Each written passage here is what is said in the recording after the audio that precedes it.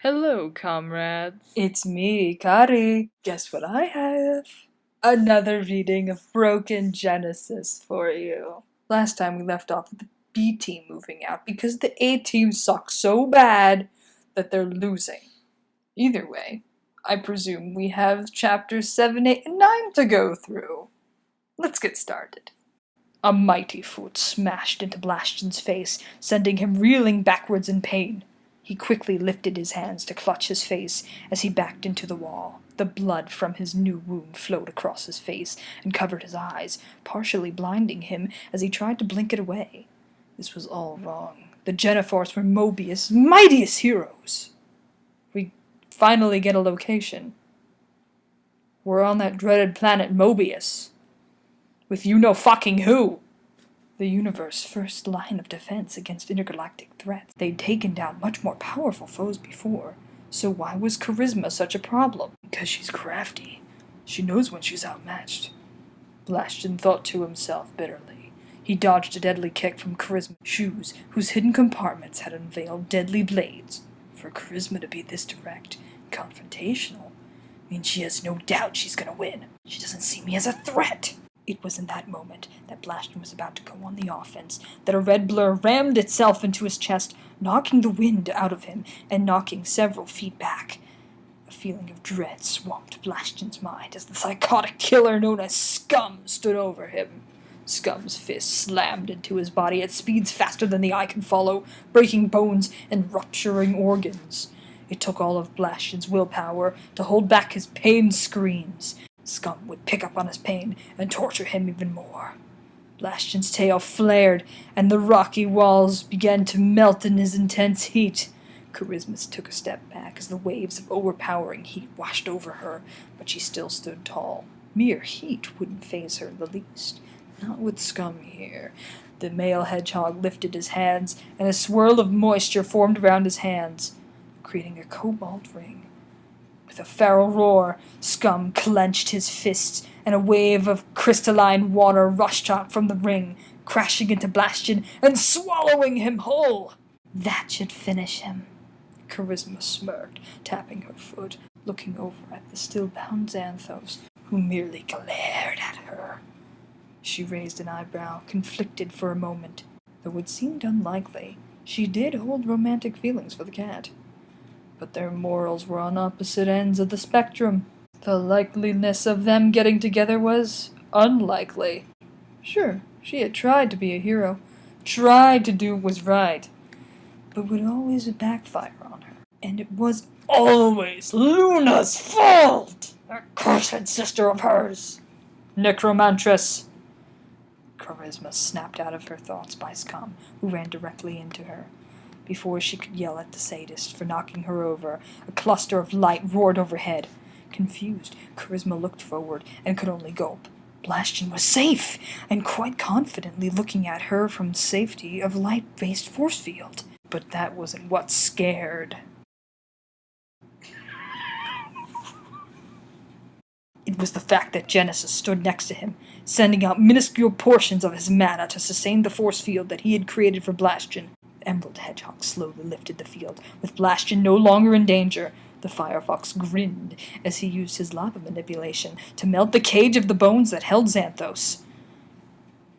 The three males then took on various fighting positions to accommodate their specific traits. Charisma gritted her teeth in anger. The field had become unbalanced once more, but this time in NewGeneforce's favor. And in that moment, she could feel a cold shiver run down her spine. No, it wasn't because of NewGeneforce. Not at all. Well, at least the heroes are actually winning now. Not that I'm rooting for them. No. A portal of psychedelic light formed between Charisma and Scum. The beings who walked out from the other side being Hyperion and Floen.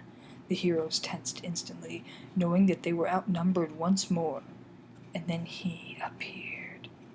From the portal of light came the final member of the villainous crusade, clad in black hooded robe that was lined with silver accents. Vane. That motherfucker! Outside of the building was quiet. A silent, foreboding chill in the air reminded the very earth how critically important the outcome of this battle would be. For the GeneForce, the very destiny of the world, no, the destiny of the universe, now hung in the balance, and failure was certainly not an option.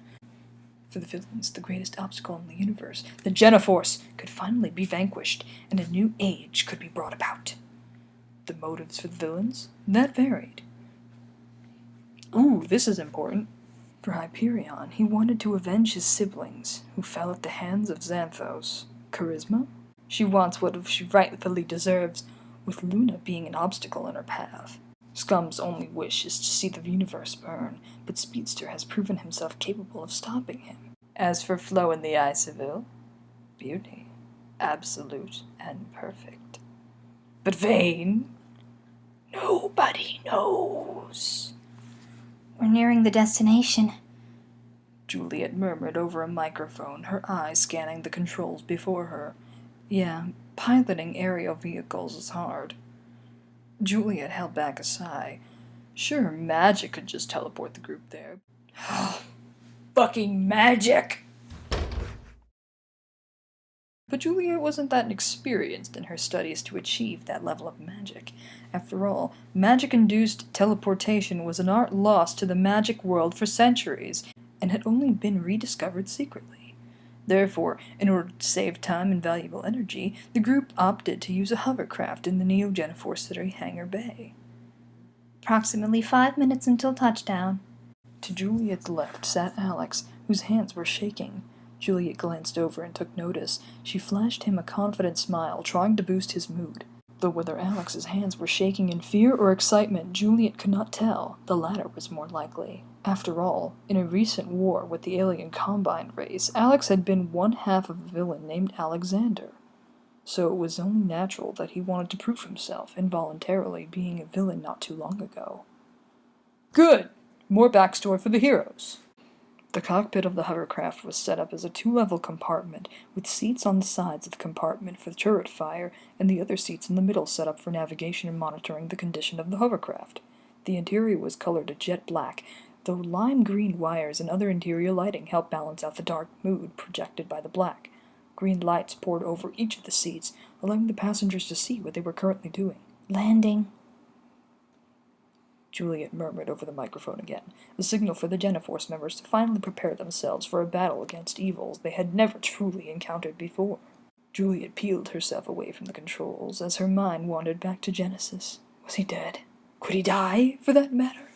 After all, his parents were the gods of wind and light, and so Genesis was, in a sense, a god as well. Was he immortal? Juliet gripped her wand as she walked towards the door leading outside with the others. She'd soon find out.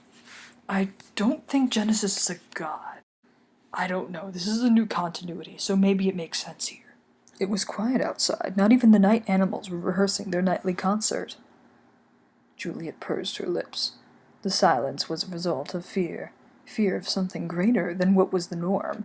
The others had also begun to come to the same conclusion. Juliet locked eyes with her sister Emily, who seemed unsure of herself.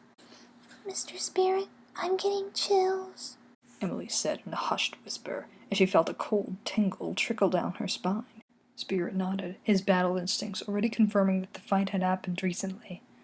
The burn marks, the scattered bones, the patches of ice, and drenched grass spots. The others had been here. And recently.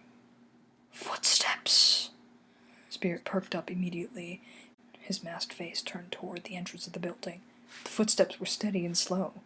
They seemed to click, similar to high heels. Spirit readied himself. If that was true, then perhaps Charisma was coming to welcome them. But from what Luna, Blastion, and Xanthos had previously told him, it wasn't likely for Charisma to be so direct, and she certainly wasn't reckless. What he saw made his heart stop.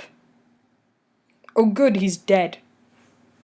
Razor-sharp blades for bat wings that spread out threateningly, light blue crystals formed an intricate battle armor, while pale yellow crystals made shoulder pads, knee pads, and gauntlets.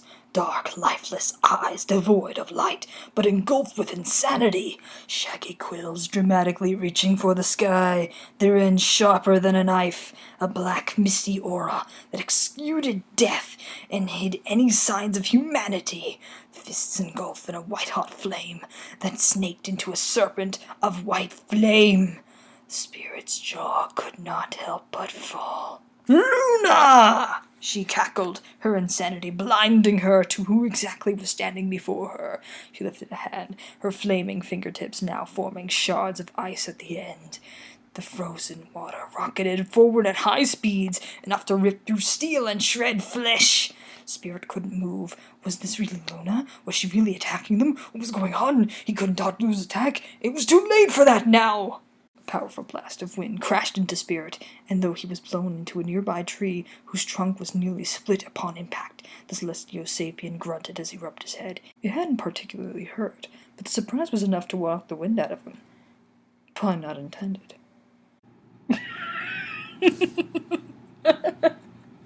Spirit looked up, seeing Rave standing defiantly before Luna. It was Rave? Rave had helped him? Spirit could not help but chuckle. The Celestial Sapien would have been fine if he had been hid. After all, his kind was made of sterner stuff than most other species in the universe. Why didn't you tell him then? The ice shard wasn't likely to have killed him, but the fact that Rave had stepped in was the kind of action a true GeneForce member would do. A power of unity that transcends all evil. Rave had certainly earned his spot on the team. "Lunanetta! What are you doing?" It was Alex, his eyes bewildered as he took a step towards her. "Oh, fucking... Japanese is an earthly culture. I'm not sure if the same is for Mobius." "Oh, is Alex Japanese?" A powerful gale of cold wind thundered past the team as Alex's foot hit the ground. The skunk shuddered as the blizzard wind began to frost over his body. Luna's wicked laughter filled the air. "Ha ha ha ha!" Her quills now flying around madly in the wind. "Is she possessed? Alex, get back!" Poinsettia shouted as she shielded her face with her arms. Her eyes narrowed for a split second, and the ground began to rumble violently. Suddenly, a mass of barbed vines and floral growth engulfed Luna, growing several feet tall and only exposing Luna's face. "Luna, what's wrong with you?" Apparently, quite a lot. Luna only let out a laugh, her voice more hoarse than its usual tone. She flexed her muscles, and the mass of the vines instantly froze solid. With another flex, she shattered apart the vines completely. Poinsettia gasped. Was this the power of the triple threat? The triple threat was what Mobians often called the group consisting of Xanthos, Luna, and Blastian. The three were similar, yet so different. "And their primary colors, isn't that funny? Ha ha ha, laugh now! You can laugh." "Now, I said laugh." The three were all loners by nature, as a result of their dark past. They lost everyone dear to them, and they became bitter, lurking in the darkness and hiding their faces.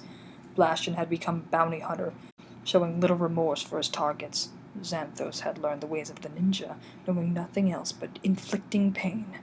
Luna gained incredible control over her psychic power, training her mind to keep her inner demon hidden to the world. That was another thing the Triple Threat had in common. They all at one point had a demonic entity in their body. Luna had been harboring the demon Daitengu ever since the day the Oisiorians were nearly wiped out. Blastian had a demon inside of him ever since he was experimented on when he resided on planet Kokugan. Xanthos had unwillingly become the host body for none other than Hyperion when the Titan was in need of a body to stay alive. Their pain had grown into strength, and that was what made them part of the strongest people in the GeneForce besides Genesis himself. We get more backstory. Good.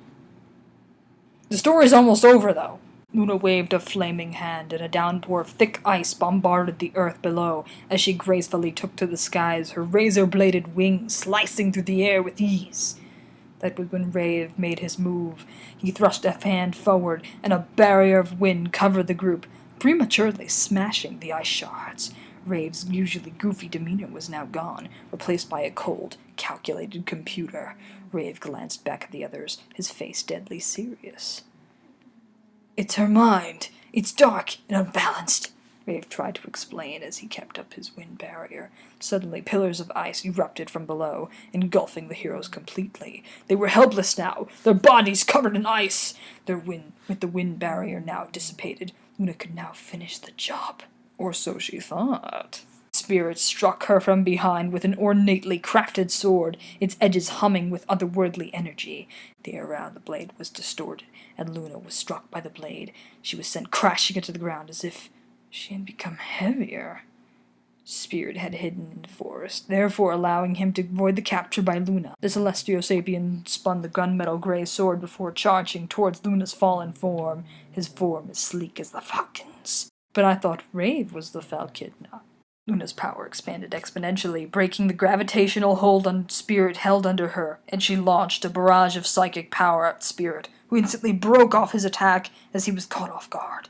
The Celestial Sapien landed on a nearby treetop, trying to clear his head. Luna was on him instantly, her soulless eyes piercing into his very soul. It's game over, Spirit. I'm also going to read the preview of Chapter 9. Here's a preview of the next chapter. It'll be coming out very soon, and I think you guys will enjoy it. Spirit. Luna's voice echoed through the forest eerily as Spirit pressed his back against a tree, his eyes quickly scanning the area to find Luna before she found him. Silently, he placed a foot down on the grass, carefully avoiding the branches to keep his position hidden. He needed a plan. Arcane magic could at least buy him a few seconds with her, and Rave had mentioned that her mind was darkened and unbalanced. What exactly did that mean? Come out, Spirit. Spirit slowly made his way to a shade of a mass of trees, now hidden in their branches. He grabbed a nearby branch and began to climb his way up, keeping his sounds at a minimum. Seeing a flash of sky-blue fur to the left, he pressed himself against the tree's trunk, stopping his breath in anxiety. Where was she? Under the flash of blue, and Spirit whipped out a sword, nearly frantic as his calm demeanor began to evaporate. Let's play, Spirit. Ah, here's the real Chapter 9. Pay attention. Luna, Spirit said, his voice a little more than a whisper. The fact that Luna, a great friend of his, was now threatening to impale him with ice drills was overwhelming. These eyes he looked into now were not Luna's. He knew that for certain, and yet the familiarity of them, the memories they used to represent, were enough to halt all of Spirit's reasoning. His vector blade, which channeled his gravity powers, was just out of reach. He could try to use the powers without the blade, but that would mean he might hurt Luna. He narrowed his eyes and tried to strategize, find a way out of the situation. It had been a few minutes now, and Luna, or this thing that looked like her, seemed to be milling every tense minute for what's worth. She sneered, and the ice drills overhead began to sharpen. Spirit had to act now. He felt his mighty magical powers surge within him, and he opened his mental connection to the mana streams around him. It was refreshing, invigorating, empowering! Spirit roared, and the arcane healing magic racked Luna's demonic mind, battering her repeatedly. She quickly lost her balance and fell into the ground, crashing her frame into several tree branches on the way down. Spirit then reached out for his blade, mentally beckoning it to come to him. And it did, lifting itself off the ground and soaring into Spirit's waiting hand. The Celestial Sapien slowly righted himself on the thick tree branch he was perched on. The healing magic might have helped Luna, but this possibility of being infected wasn't unforeseen. At the very least, it allowed him the few precious moments needed to escape Luna's grasp. He peered over the side of the branch, not seeing Luna's body down below. Where? Spirit began, when giant claws of ice tore through the branches above, where a battered and very pissed-off Luna flew with outstretched wings. Spirit held back a curse and quickly backflipped off the branch as the outstretched ice claws annihilated the branch completely. Spirit landed cleanly on the ground below, sparing his ally a worried look. He knew it would be smarter to free his comrades, but Luna's relentless attack style wouldn't allow him to get near, even with his falcon-like speed. As soon as the thought crossed his mind, a geyser of ice erupted from underneath him, but a heavy gravity swing from his blade was enough to destroy it. Spirit quickly found himself on the move, taking cover in the trees while trying to find a place to snipe down Luna. This next part is a flashback. Just thought I'd let you know. Luna wandered through a town, seemingly lost among the towering buildings. She scanned the area, feeling as though every shadow being cast was mocking her lacking sense of direction. The only thing that caught her sight were the bustling streets of people hurrying to get to their destinations. The stranger's shoulders her roughly. She falls over, glaring at the stranger in anger. Watch it! She shouted angrily as she picked herself up. She glared at the fleeing back of the stranger before resuming her steady pace from before, the metal bottom of her shoes clicking with every stood she took. As several minutes passed, she became aware that the streets were becoming less busy. She looked around, alert. Something was off. In her wandering, she was unaware that a group of masked men in hood trench coats were following her. One of the men lifted his wrist to his face and spoke in hushed tones, trying to keep his voice soft. "We found our Lord G-Man. What are your orders?" The reply was alien and inhumane, the emphasis misplaced on his words. "I want her alive," the reply began before acquiring a joking tone. "But don't be afraid to rough her up a bit." "Understood," the masked soldier said before cutting off his communicator. He turned to the others. "You heard him. Daitanga will soon belong to the Combine." In their chase, they were unaware that the masked man was wearing a cloak, watched them from a rooftop above. He looked northward where Luna was wandering. If the Combine want her, he begins in a silent run, unnoticed by the masked trench coats, as he pursued them from the rooftops. Then that can't be good at all. Half-Life? That game with the thing and the G-Man and the... Ladies and gentlemen, Mesa is on Mobius, and presumably Aperture, so you can now have Sonic Portal. Oh, but this is the part where I read before. Continuing the flashback. Luna turned around as she ran, a sly grin across her face as she looked back at the group of the men chasing her. This ordeal was nothing new to her. She glanced back again and chuckled. Another town, another chase. The trench coats reached into their pockets and pulled out pistol-like devices as they chased Luna into a dark alley. With the hedgehog girl now cornered, they aimed the pistols at her. The lead trench coat grinned. "Cooperate and you shall not be harmed. Come with us, girl. The Combine have need of your gift." You don't really know what you're dealing with. Here's a little hint.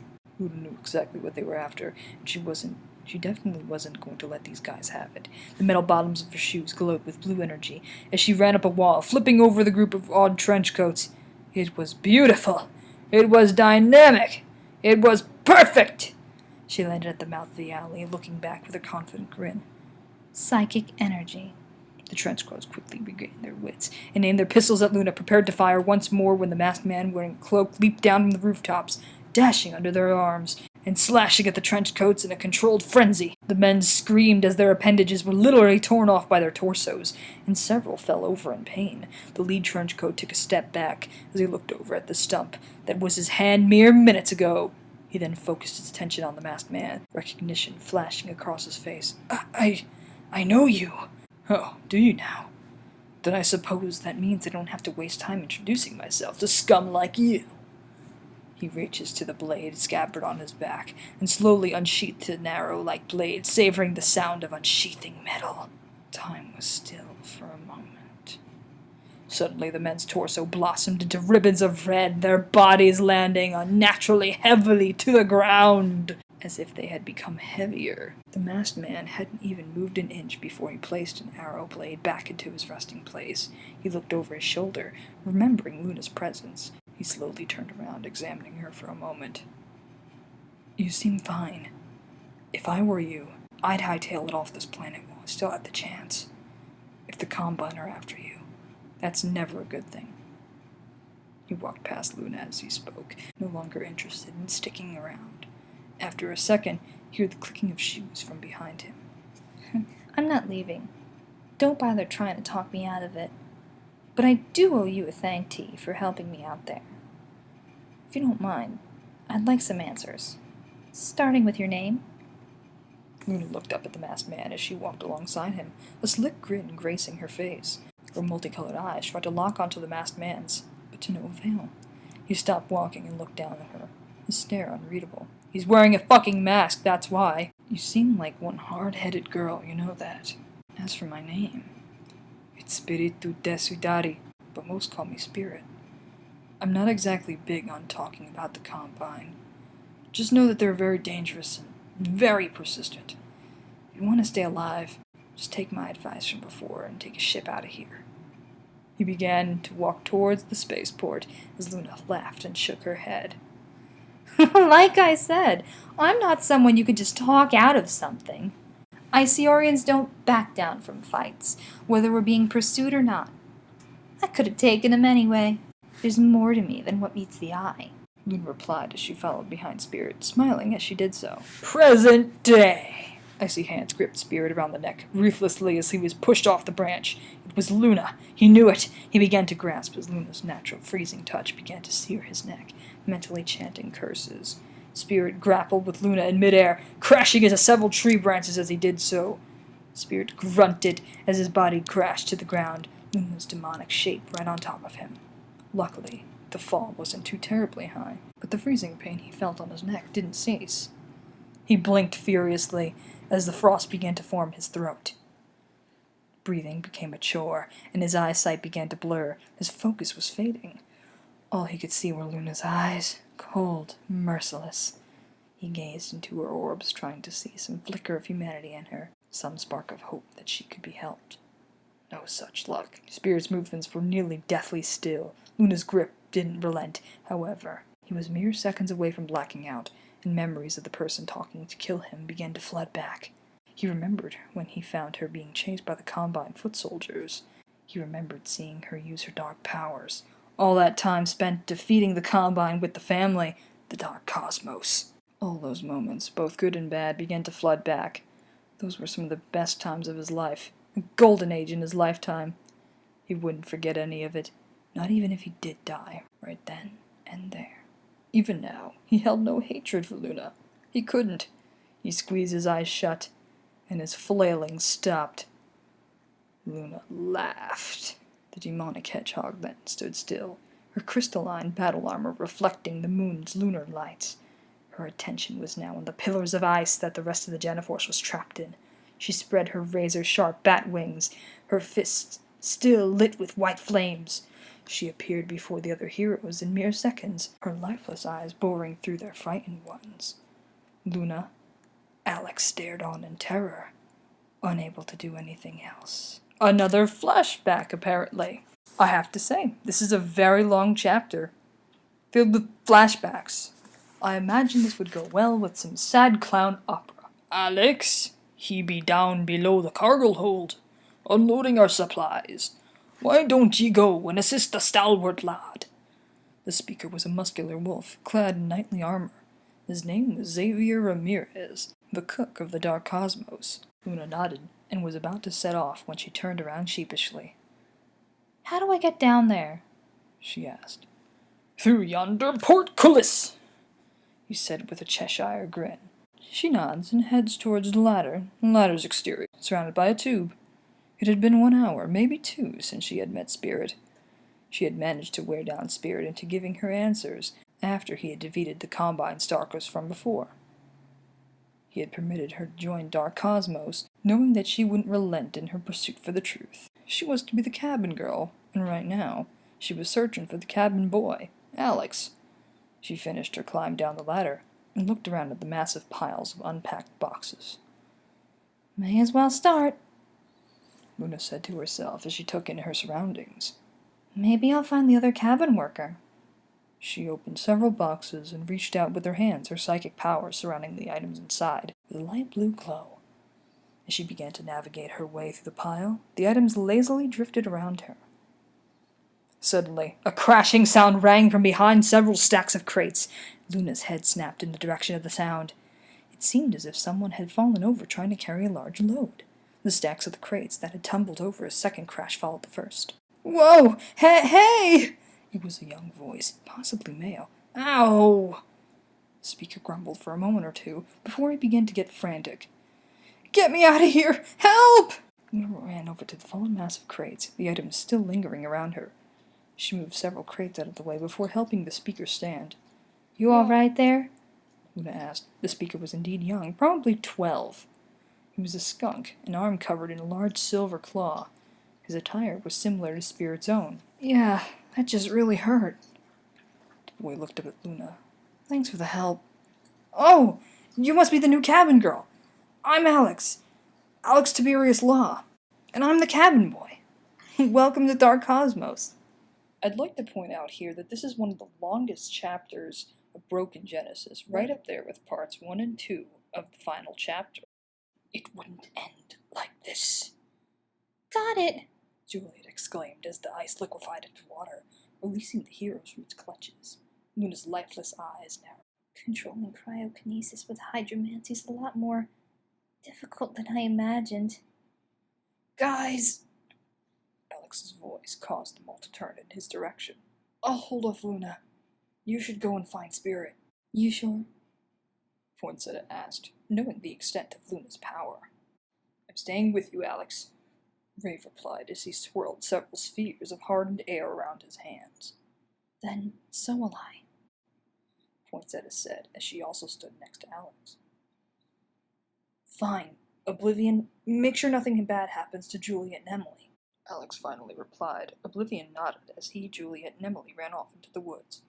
The trio readied themselves as Luna merely sneered. She would enjoy this in her own sadistic way. Giant ice claws formed over Luna's fiery fists, and she dove towards the trio, clawing and slashing wildly. Poinsettia tried to form planet barriers, but they were sliced into bits in seconds. Alex lifted his silver-clawed hand, aiming directly at Luna. Law, abiding, silver gun! Silver energy formed in the palm of his hand and was released as a silver energy beam. Luna hissed as the attack sent her sprawling back, striking a tree directly. Poinsettia lifted a hand, and vines grabbed Luna to hold her back. Already ice was starting to form on them. We need to restrain her, Rave said as Luna snapped the vines and ran towards them at great speeds. He spun his hands to the right, and a blast of wind slammed into her side, knocking her into another tree. Luna hissed, and a volley of ice crystals erupted from her wings, slashing the trio before they could react. An ice shard sliced into Alex's leg, and he fell to the ground, face contorted in silent pain. Luna lifted her hand, and the three were sent flying backwards by Luna's telekinesis. She grinned as they slammed into the side of Building 21-2. Damn it! Poinsettia groaned as she struggled to free herself from the psionic grip. It was useless. She looked down, seeing a patch of flowers underneath Luna. Time to try something different. She stared at the patch, her focus intensifying. The plants began to warp and transform, forming a new shape. She was actually using her control over plants to rearrange the flower patch DNA, trying to create something useful. She knew what she wanted. Luna gasped as the set of jaws clenched her leg.